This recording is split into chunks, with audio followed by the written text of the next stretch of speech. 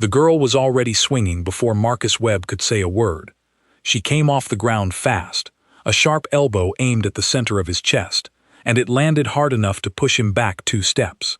He was a big man, broad across the shoulders, the kind of build that came from loading freight crates at age 16 and never quite stopping.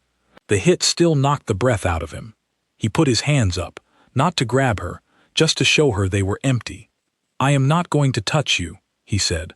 "I am just closing the door, because it is 12 degrees out there."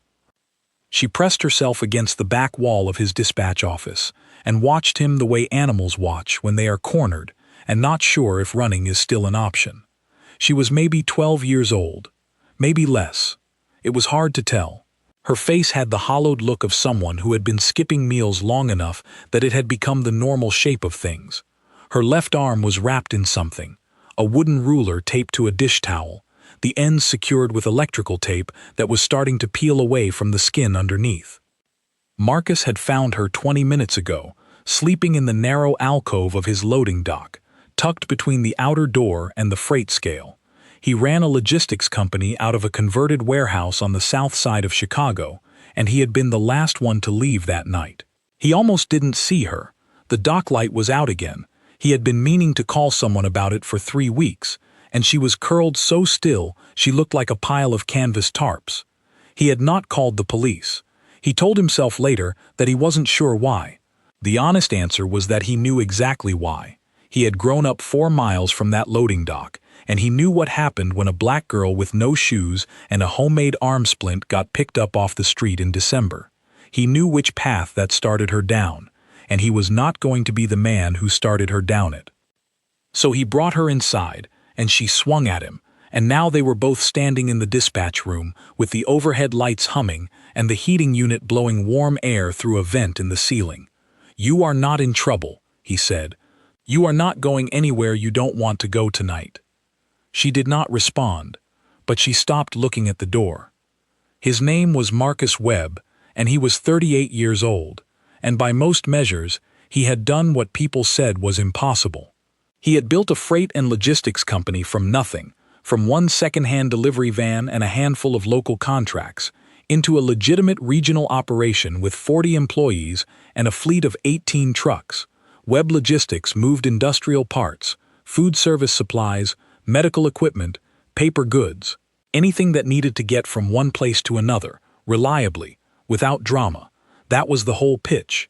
He had printed it on the side of every truck himself. He had done it without a partner, without family money, without the kind of connections that opened doors before you even knocked. He had done it by working longer than everyone else and sleeping less and making very few mistakes, and recovering quickly from the ones he did make. People in his industry respected him. A few of them even liked him. His personal life was a different matter entirely. His wife, Lorraine, had left 4 years before. She had not left because of anything dramatic. She had left because Marcus was better at building things than being in them, and by the time either of them understood that, there was not enough left to save. She was living in Atlanta now, remarried, apparently happy. Marcus wished her nothing but good things and meant it, which was the least complicated emotion he carried. The other thing he carried was heavier and had no name he ever used out loud. His daughter, Camille, had been 6 years old when the accident happened. He had not redecorated the room she used to sleep in. He had not sold the house, even though the house was too large for one man and full of furniture arranged the way it had been arranged when there were 3 people using it. He did not talk about any of this. He worked instead, which was the only language he had ever been fluent in. He pulled open the bottom drawer of his desk and found what he was looking for: 3 granola bars, a bottle of water, and a pack of crackers. He set them on the edge of the desk closest to her and moved to the other side of the room and sat down in the dispatcher's chair, which was not his chair and which creaked badly. She watched him for a long moment. Then she picked up all 3 granola bars, unwrapped the first one, and ate it in 4 bites without taking her eyes off him. He let her eat. He did not ask her name. He did not ask where she came from or what had happened to her arm or why she was sleeping in a freight dock in the middle of December. He just sat there and let the room be quiet while she ate, and outside the wind moved through the gaps in the warehouse walls and made the whole building sound like it was breathing. When she had finished all 3 bars and most of the water, she sat down on the floor with her back against the wall. Not because she relaxed, because her legs were done. "My arm is not broken," she said. It was the first thing she had said since he found her. "Okay," Marcus said. "I made that myself. The wrap, I know how to do it." "That looks like a pretty good job," he said, and he meant it. The ruler was positioned correctly along the radius bone, which was either luck or knowledge, and the tension on the tape was even enough to give support without cutting off circulation. She looked at him like she was deciding whether he was lying. Then she looked at the arm. "It hurts," she said. "I know," he said. "I would like to take you to a hospital, not to report anything, just to have a doctor look at it properly and give you something for the pain. You don't have to give them a real name. You don't have to say anything you don't want to say." She was quiet for a long time. "Will they make me go somewhere?" she asked. "I will make sure they don't," he said. She looked at him again with that long, measuring look. Then she nodded once, very small. His name was Marcus, and hers, as he found out in the car, was Deja. Just Deja. She offered it without a last name, and he did not ask for one. She sat in the passenger seat with the granola bar wrapper folded neatly in her lap and watched the city go by through the window, and she did not say anything else until they reached the hospital entrance, and then she said, "You're going to leave when we get inside." "No," Marcus said. "I am not." She looked at him. "I will be there the whole time," he said. "If you want me to step out of the room at any point, I will. But I am not leaving the building." She considered this. Then she got out of the car. It took 4 hours. The arm was fractured. A clean break, not a bad one, easier than it could have been, the doctor said, which was the kind of thing doctors said when they were trying to say something was bad without saying it was the worst. There was a cast. There were 2 children's pain tablets and a cup of apple juice that Deja drank completely without looking self-conscious about it. There were forms, and a nurse who asked gentle questions, and a social worker who came in around 2 in the morning with the practiced expression of someone who had seen everything and still hoped things would turn out differently. Marcus sat in the hallway while the social worker talked to Deja. He sat in a plastic chair under fluorescent lights and looked at his hands. He had large hands, roughened at the knuckles, the kind of hands that showed every year of the work they had done. He thought about Lorraine. He thought about Camille. He thought about a girl sleeping in a freight dock and making her own splint from a wooden ruler and knowing which bone to set it against. The social worker came out of the room and looked at him. Her name was Beverly, and she had graying hair pulled back and glasses that sat low on her nose. "She says you're her father's friend," Beverly said. "I have never met her before tonight," Marcus said. Beverly looked at him for a long moment. "Then what are you doing here?" Marcus thought about this. He thought about it honestly, the way he rarely let himself think about anything. "I did not want her to be alone," he said. Beverly held his gaze. Then she sat down in the chair next to him, which surprised him. She took off her glasses and rubbed the bridge of her nose and put them back on. "She will need somewhere to go," Beverly said. "Tonight and beyond tonight. The system will place her. But I want to be honest with you about what that looks like in practice." "Tell me," Marcus said. She told him. He listened without interrupting, which was something he was good at. When she finished, he sat quietly for a moment. "What would I need to do," he said, "to start the foster care process? Tonight, before she leaves this building." Beverly looked at him for a long time. "You understand that takes months," she said. "The screening, the home study, the approval. She would not be placed with you immediately." "What would I need to start?" Marcus said again. Beverly pulled a form from the folder she was carrying. She slid it across the chair between them. It was 8 pages long. Marcus picked up the pen clipped to his shirt pocket. He always had one, out of habit, from the days when he ran dispatch himself and needed to write down truck numbers fast, and he started reading from the top. At 3 in the morning, Deja came out of the room with a purple cast on her arm and the apple juice cup still in her hand. She stopped when she saw Marcus still sitting in the hallway. She had clearly expected the chair to be empty. She looked at the chair, she looked at him, she looked at the form in his hands. "What is that?" she said. "Paperwork," Marcus said. "I am good at paperwork." She stood there for a moment. Then she sat down in the chair next to him, which Beverly had vacated an hour before, and she looked straight ahead at the wall across the hallway, and she did not say anything for a long time. "You don't know me," she said. "No," Marcus said. "I don't. So why are you doing this?" He thought about it. He thought about all the ways he could have answered, all the things that were true, all the things he would never be able to say cleanly in one place. He thought about a room in his house, with a small bed, still made with the same sheets. "Because someone should," he said. Deja did not respond. She held the apple juice cup very carefully in both hands, as if it were something worth keeping, and outside the hospital windows the Chicago winter pressed against the glass, and the hallway was warm, and for the first time in 4 years, Marcus Webb sat next to someone who needed him, and did not feel the weight of it. He felt something closer to purpose, which for a man who had been running from stillness since the accident, felt almost like relief. He finished the paperwork before sunrise.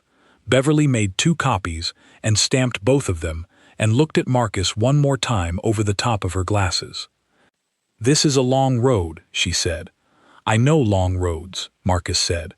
And Deja, sitting in the plastic chair with her juice cup and her purple cast, said nothing, but she did not leave, and that, at the time, felt like enough.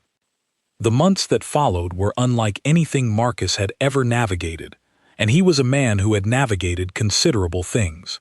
There were background checks that required documents he had to dig out of a filing cabinet he had not opened in 6 years. There was a home study that required a social worker to walk through every room of his house and assess it for basic safety, which meant Marcus spent a weekend replacing outlet covers and installing cabinet locks in a kitchen that had been used by exactly one person for 4 years. There was a parenting class held on Tuesday evenings in a church basement that smelled of old coffee, where Marcus was the only single man and the youngest person by 15 years, and where he listened seriously to everything and took notes in the margins of the handout because he did not own a notebook. Deja was placed with a temporary foster family in Evanston during that period. Marcus was allowed to visit twice a week, which he did without exception, driving 40 minutes each way on Tuesday and Saturday, bringing food she mentioned liking and not making a production of it. She was suspicious of him for the first month, in the specific way of someone who has learned that adults with good intentions are often the ones who disappear the fastest. He did not disappear. And 18 months after that night in the dispatch office, on a Thursday afternoon in June, with no particular ceremony, Marcus Webb became Deja's legal father. She was 13 years old. She shook hands with the judge. The judge smiled. Marcus did not cry, which took a level of effort he had not anticipated. In the car afterward, Deja said she was hungry, and could they stop for tacos, and Marcus said yes, and they ate tacos in the parking lot of a place on Halsted Street without talking much, and at some point Deja looked over at him and said, "Thank you, for all the paperwork," and he said, "You are welcome, for all the paperwork," and that was the whole of the ceremony. It was enough. It was more than enough. It was the beginning of everything. The years between Deja coming home and Deja leaving for college were not easy years, and they were not simple ones, and Marcus had never expected them to be either of those things.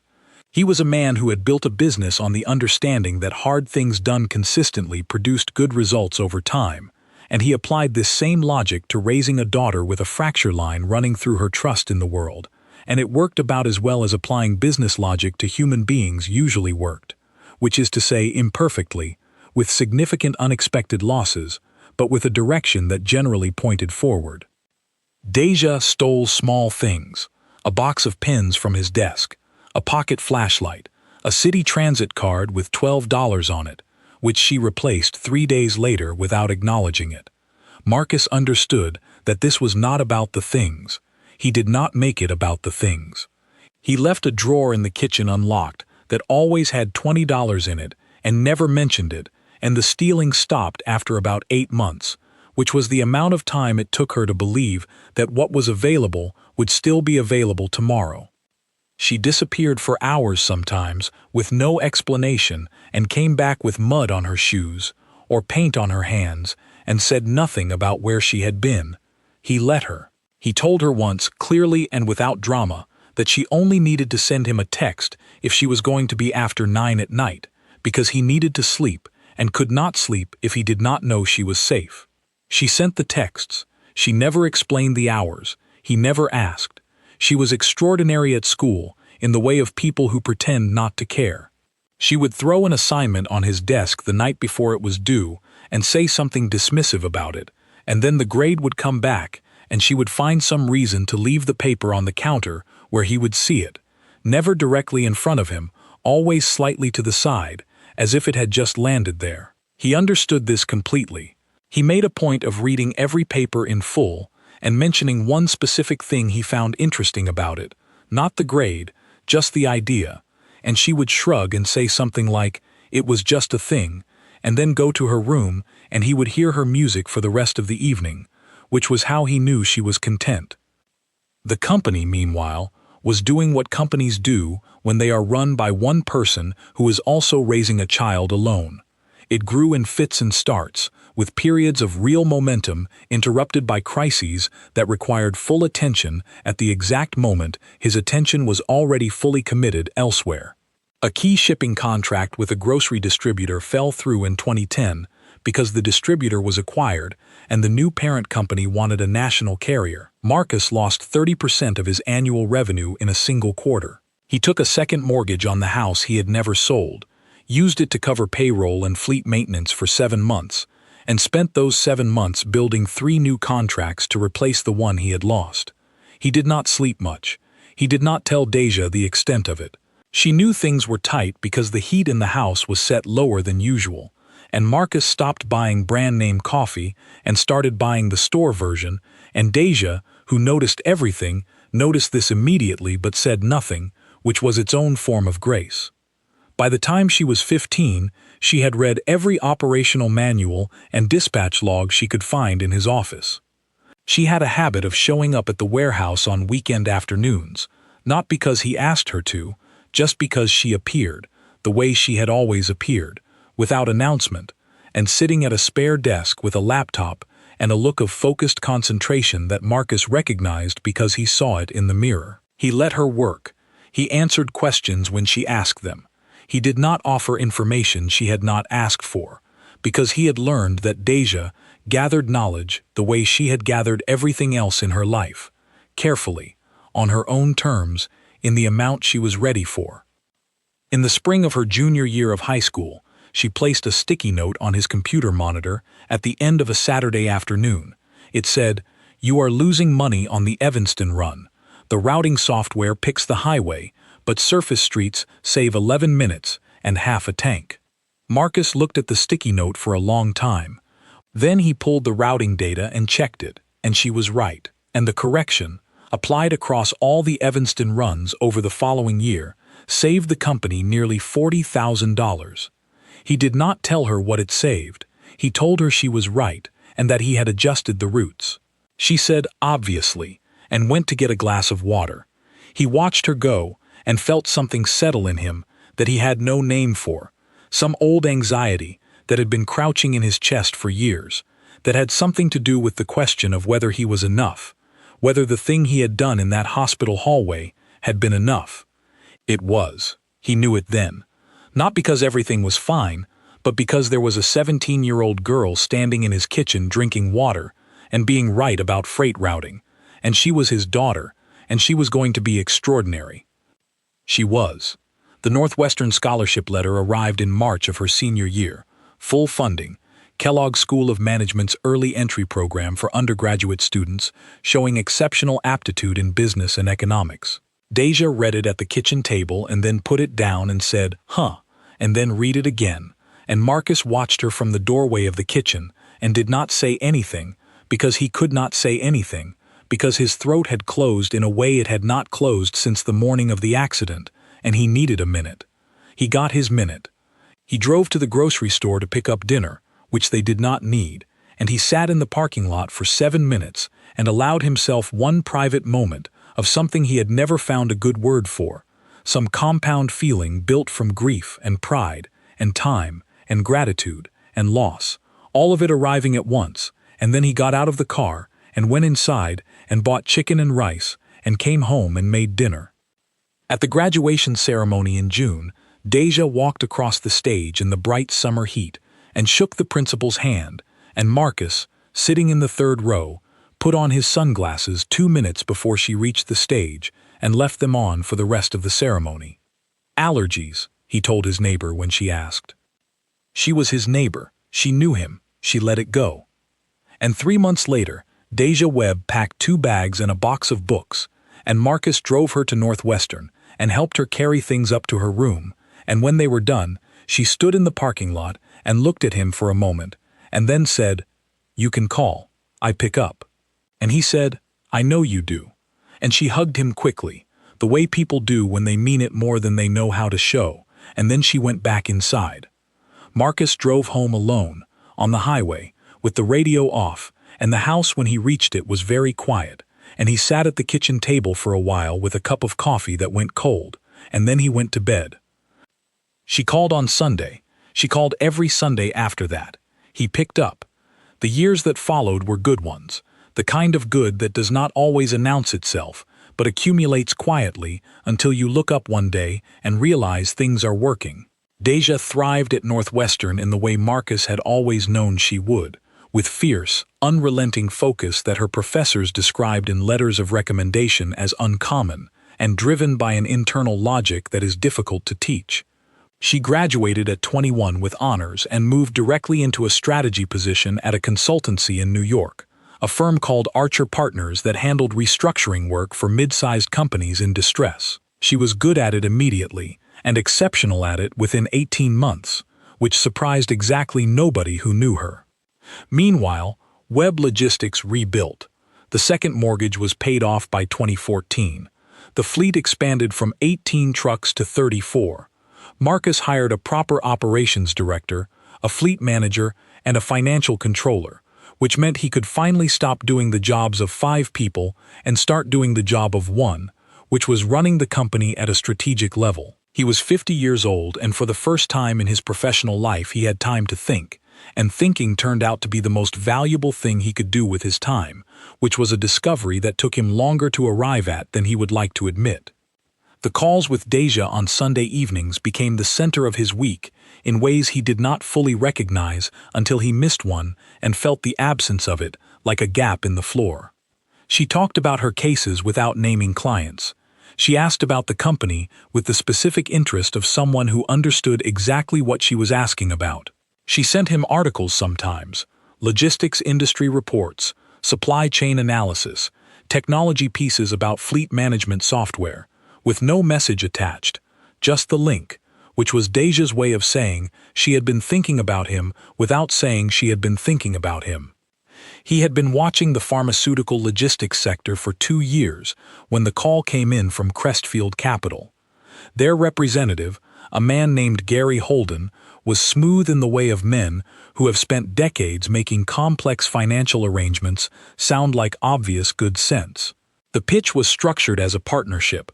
Crestfield would provide the capital for a major expansion into pharmaceutical cold chain delivery, temperature-controlled freight for hospitals, clinics, and distributors across the Midwest, in exchange for a significant equity stake in Webb Logistics. The cold chain space was underserved. The margins were strong. Marcus was perfectly positioned to enter it. All he needed was the capital to build out the refrigerated fleet and the warehouse infrastructure, and Crestfield was ready to provide exactly that. Marcus had heard good pitches before. He had made enough decisions based on good pitches to know that the quality of the pitch was not the same thing as the quality of the deal. He spent 3 weeks reviewing the term sheet with his financial controller and a business attorney he trusted. The numbers were real. The market opportunity was real. The equity stake was steep. Crestfield wanted 40%. But the capital injection was large enough to justify it, and the governance terms gave Marcus operational control and a clear buyback path if the expansion hit its revenue targets. He called Deja on a Tuesday instead of a Sunday, which she registered immediately. "What is happening?" she said. He told her about Crestfield. He told her about the term sheet. He read her 2 specific clauses over the phone, slowly. There was silence on her end. Not the silence of someone thinking, the silence of someone being careful about what they said next. "I want to read the full document," she said. He sent it that evening. She called back at 7 the following morning. "The dilution clause," she said, "is not what it says it is." Gary Holden said that clause is standard for this type of deal. "It is standard for a type of deal," Deja said, "not the type of deal you think you are making." He asked her to explain it further. She explained it carefully, step by step, the way she always explained things she had thought about fully. When she was done, Marcus was quiet. "It could mean what Gary said," he told her. "The interpretation is not definitive." "Dad," she said, and then she stopped. She had called him Dad 3 times in their lives. The first was an accident when she was 15, quickly covered, attributed to nothing. The second was the morning he was rushed to the hospital with chest pains at 51, a false alarm, a stress response the cardiologist attributed to sustained overwork, and she had called from New York using that word without seeming to notice she had used it. The third was now. "Something is wrong with this deal," she said. "I am asking you to wait." Marcus thought about the pharmaceutical logistics market, which was real. He thought about the capital he needed to enter it, which was also real.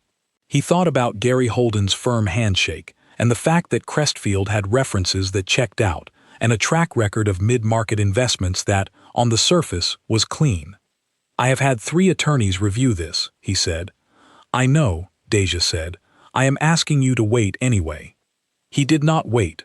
He closed the deal in October of 2018, and Webb Logistics entered the pharmaceutical cold chain space with a new logo on the side of a new fleet of refrigerated trucks, and Gary Holden flew in from New York and shook his hand at the press event, and Marcus stood in front of a camera and talked about building for the next chapter, and thought, briefly, about the look on Deja's face the last time she had visited, when she had sat across from him at the kitchen table and read the final agreement one more time without speaking. She had folded it carefully when she was done and put it back on the table and looked at him. "I hope I am wrong," she said. She was not wrong. The first signs were small enough to explain away. Minor delays in the promised capital disbursement.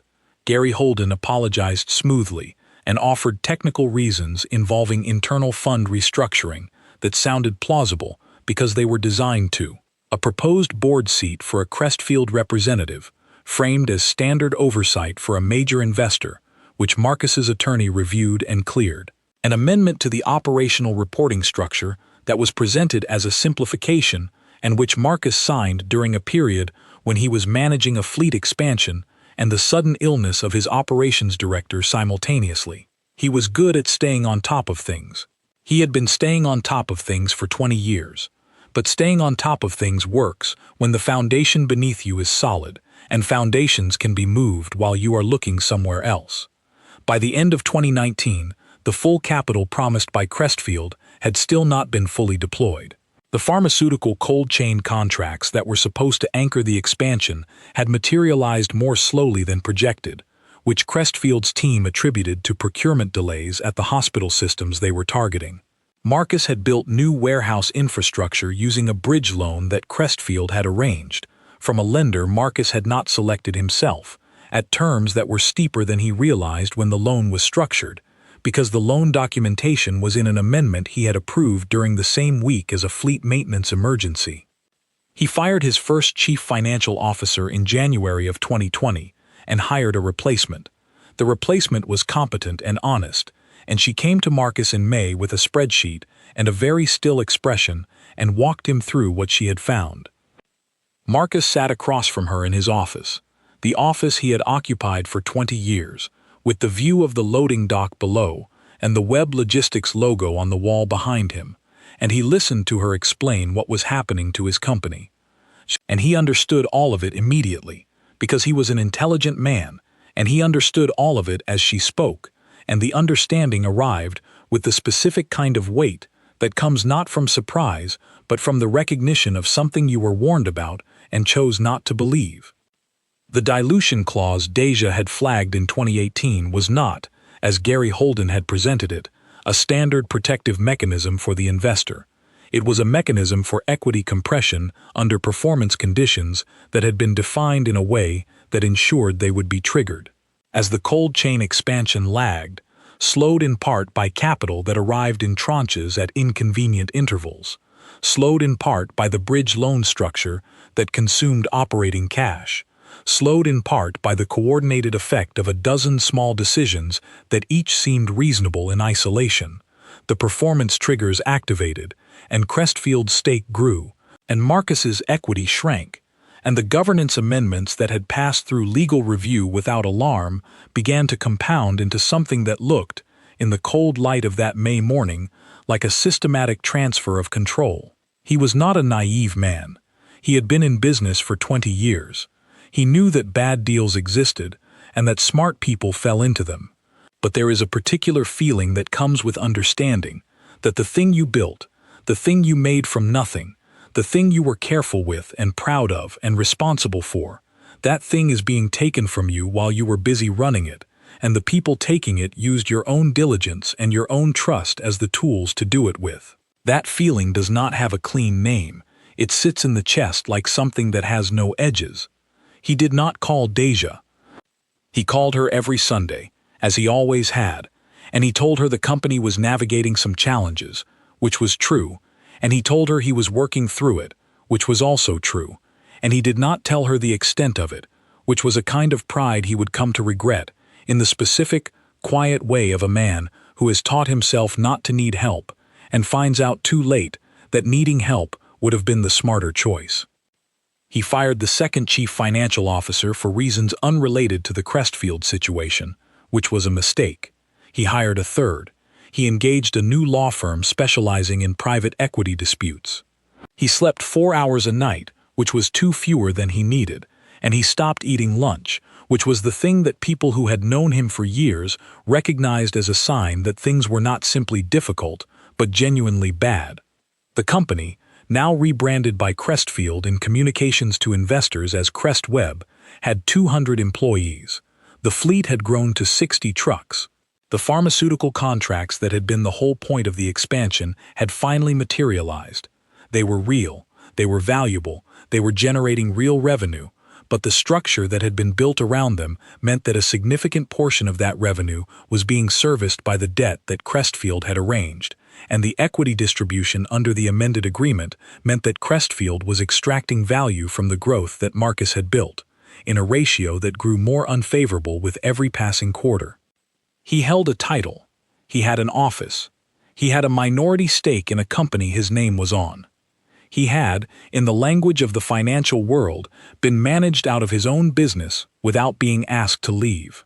And the people who had done it cleanly, legally, with paperwork he had signed, and they had done it while shaking his hand and calling him a visionary, and flying out for press events, and saying things in interviews about the power of partnership. On a Thursday evening in late 2021, Marcus sat in his office after everyone else had gone home, in the chair he had sat in for 20 years, and he looked at the loading dock below through the window, and he thought about a December night in 2007 when he had found a girl sleeping next to the freight scale, and he thought about a phone call in 2018 when someone had told him something was wrong with a piece of paper and he had not listened. He put his elbows on the desk. He put his face in his hands. He did not call Deja, but for the first time in a long time, he wanted to. She knocked on the door of the office on a Monday morning in February. Marcus was already at his desk. He was always at his desk before anyone else arrived. He looked up, and there she was, standing in the doorway in a coat he had not seen before, with a laptop bag on her shoulder, and the particular expression she wore when she had already thought through every aspect of a situation and was arriving with conclusions, not questions. She was 27 years old. She was taller than she had been, or maybe it was the way she stood now. Her eyes were the same, sharp, measuring, patient in the way of people who know how to wait for the right moment. "You look terrible," she said. "Good morning," Marcus said. "I resigned from Archer on Friday," she said. "I gave them 3 weeks' notice, and they accepted immediately, which means I was right about the conflict of interest."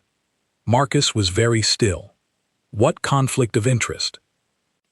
"Archer has a referral relationship with a firm that has done secondary work for Crestfield," Deja said. "I found out 8 months ago. I disclosed it and recused myself from any related work and spent the past 8 months preparing for this conversation." She came in and sat down in the chair across from his desk, the chair where Gary Holden had sat 4 years ago, and she put the laptop bag on her knee and looked at him steadily. "I know what they did," she said. "I have known for longer than you think. I needed you to be ready to fight before I could come back, because this only works if you are the one driving it." Marcus said nothing. He looked at his daughter sitting across from him with 3 years of preparation and a laptop and the expression of someone who had chosen, over and over again, to come back to something rather than walk away from it. He thought about what she had walked away from in New York. He thought about 8 months of quiet work done from a distance, on his behalf, without telling him. "How long will this take?" he said. 6 weeks minimum," she said. "Possibly 4 months. I want to be honest about the uncertainty. What do we need?"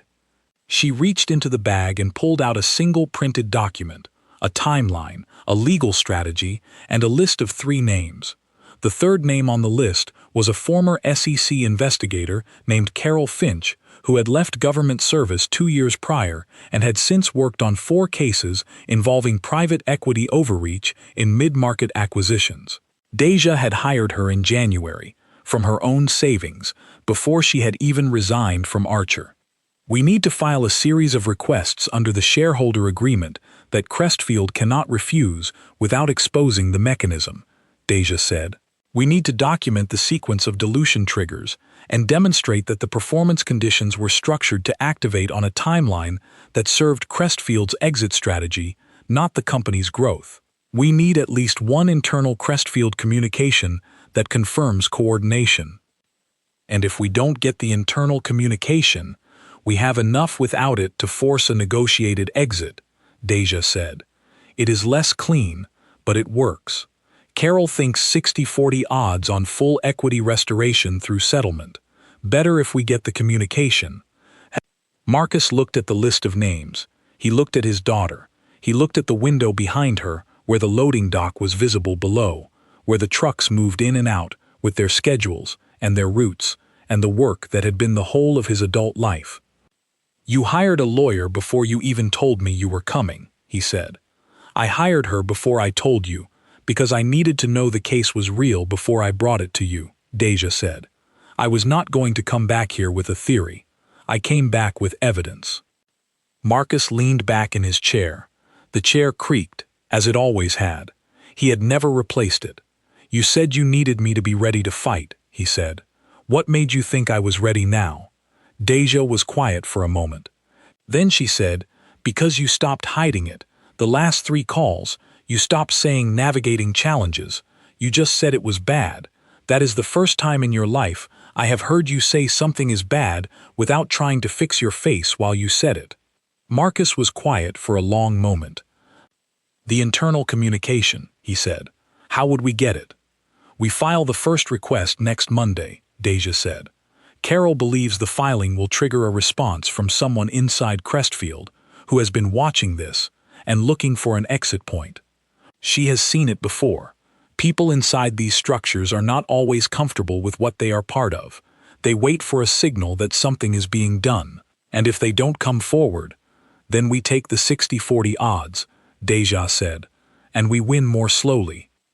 Marcus nodded once. He picked up the printed document and read it from the beginning. Deja waited, the same way she had always waited, not impatiently, not nervously, but with the settled stillness of someone who had prepared thoroughly and trusted the preparation. He finished reading. He put it down. "We start Monday," he said. Deja reached into the bag again and pulled out a second document. The first filing, already drafted, with Carol Finch's name at the top, and a date of the following Monday, typed neatly in the upper right corner. "I drafted it last week," she said. "I just needed you to say yes." Marcus looked at the document. Then he looked at his daughter. "When did you get here?" he said. "In Chicago. When did you arrive?" "Sunday night," she said. He paused. "You called me Sunday." "Yes," she said. "You were already here when you called." "Yes," Deja said. She did not look away. He understood what that meant. He understood that she had been in the city, with her bags, with her resignation accepted, with Carol Finch already hired, and she had still called him on Sunday the way she always called him on Sunday, because some things you do not change regardless of what is happening around them, because some things are the structure that holds everything else up. He did not say any of this. He picked up the filing. "Is this wording on page 3 intentional?" he said. "The passive construction in the third paragraph." Deja's expression shifted in a way that was almost a smile. "Yes," she said. "It is intentional. It forces them to respond to the ambiguity, which commits them to an interpretation before they understand what we are building toward." Marcus read page 3 again. Then he put it down and picked up a pen. "Walk me through the rest of the strategy," he said. "From the beginning. Leave nothing out." She did. She talked for 40 minutes without notes, precise and complete and clear, and Marcus listened and asked questions and made marks in the margins of the document. And outside the office windows the trucks moved in and out of the loading dock and the morning went on around them, and it was, Marcus thought, the best meeting he had ever been in. Not because of what they were fighting, because of who was sitting across from him. The first filing went in on Monday, as planned. The response from Crestfield was a legal letter that confirmed 3 of the 4 interpretations Deja had predicted it would confirm. Carol Finch read it over the phone in a tone of quiet professional satisfaction and said, "They walked right into it." 2 weeks later, a mid-level analyst inside Crestfield's portfolio management team, a young man named Owen Clark, who had joined the firm 18 months prior and had spent most of that time being quietly troubled by what he was part of, sent a secure message to Carol Finch's office. The message contained 4 internal communications between 2 senior Crestfield partners from 2018 and 2019. The messages were not dramatic. They were businesslike and precise, and they outlined, in the clean language of financial professionals who believed they were communicating privately, a strategy for using the dilution mechanism to achieve a controlling position in Webb logistics within 3 years, while maintaining the appearance of a partnership structure. Carol Finch called Marcus at 7 in the morning when she received them. "We have it," she said. Marcus called Deja. "I know," she said. "Owen Clark called me first." Of course she had known. Of course Owen Clark had called her first.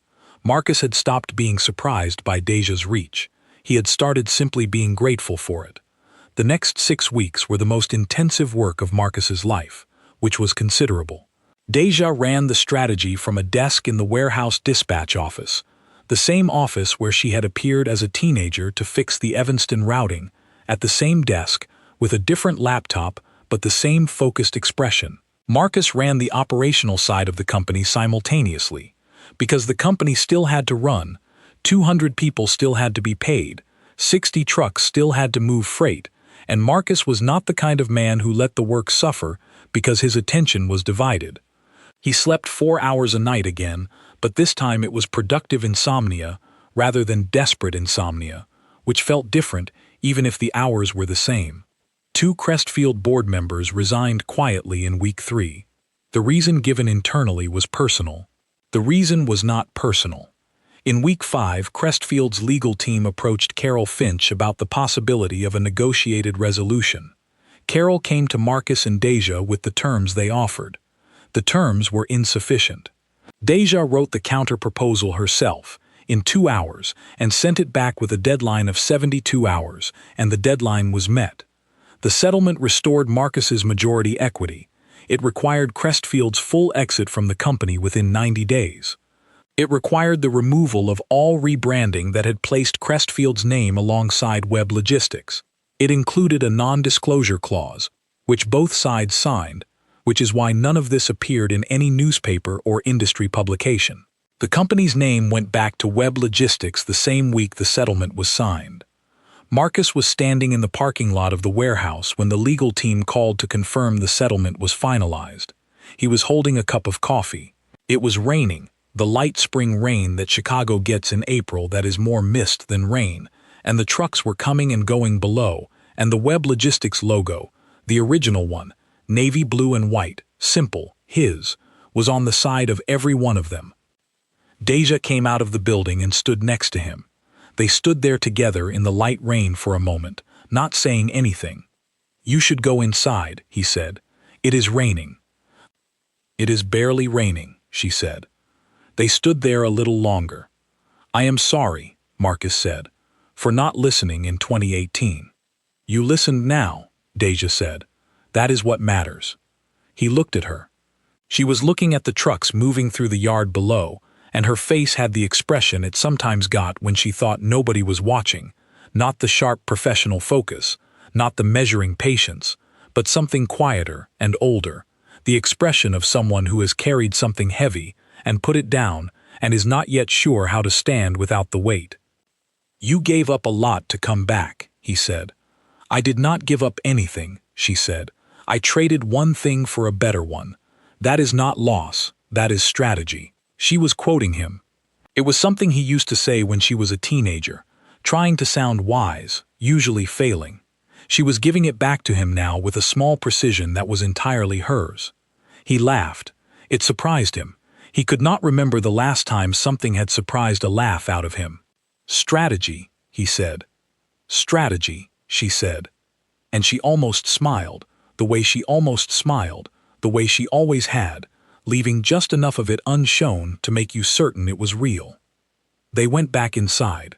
There was work to do. There was always work to do. Webb Logistics entered its next chapter the way it had entered every chapter, through the door, with sleeves rolled up, with work already begun before the announcement was made. The pharmaceutical cold chain division, the one that Crestfield had been built around, the one that Marcus had always believed in, was restructured and properly capitalized through a clean investment from a regional business development fund that Deja had identified and vetted over the preceding year. The contracts held. The revenue grew. The company, freed from the debt structure that Crestfield had arranged and the equity drain that had accompanied it, was profitable within 8 months in a way it had not been profitable since before the deal closed in 2018. Deja Webb took the title of Chief Strategy Officer. She did not take it with ceremony. She took it with a laptop bag and a desk in the office next to Marcus's, and a habit of arriving before everyone else and leaving later than most, which Marcus recognized immediately because it was identical to his own habit, because she had learned it from him, which meant he had taught her at least one useful thing without intending to. The company grew to 260 employees over the following 2 years. The fleet reached 80 trucks. Webb Logistics won a Regional Logistics Excellence Award that neither Marcus nor Deja attended the ceremony for, because they were both in the warehouse the night of the ceremony, dealing with a refrigeration unit failure on 3 pharmaceutical delivery trucks that could not wait until morning. Marcus, at 53, began the work of stepping back. Not out. He was not a man who would ever be entirely out, but back. He moved from the operational center of things to the perimeter of them, which is where the view is better and the decisions are larger and fewer. He found, to his mild surprise, that he was good at this too.